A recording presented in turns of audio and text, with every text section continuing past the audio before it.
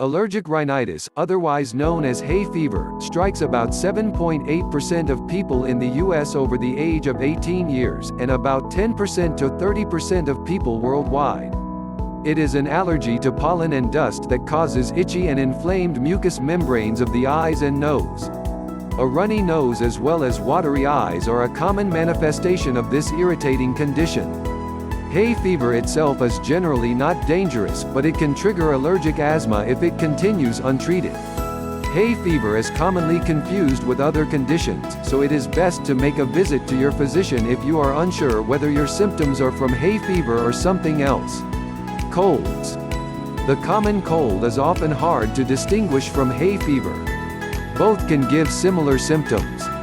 Sneezing, a runny nose, and coughing can all be caused by both colds and hay fever. They are brought on by different reasons, however. Cold symptoms happen when your body launches an attack against an invading virus. Colds are contagious and you can get them from being around others who have the virus, whereas allergies are not contagious and you cannot catch allergies from another individual.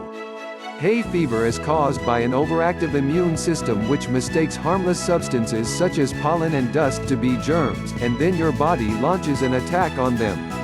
If you are unsure whether your symptoms are caused by allergies or a cold, you may have to wait it out and see.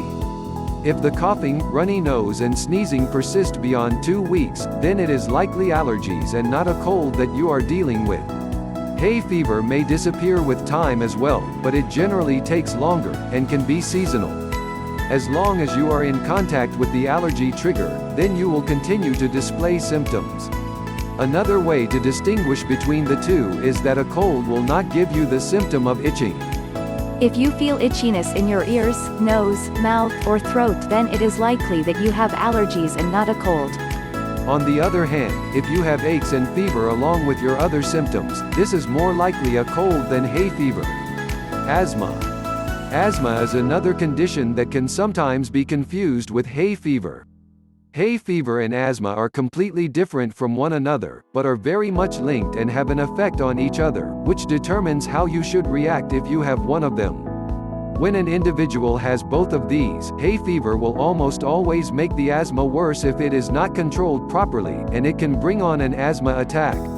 If you have hay fever, be sure to speak with a doctor in order to get the condition under control, so that it will not cause or exacerbate other issues such as this. Hay fever is common, and there are many ways that a person can have it treated and bring it under control.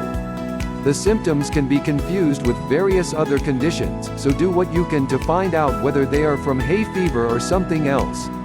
With proper treatment, you can make hay fever take a more minimal role in your everyday life.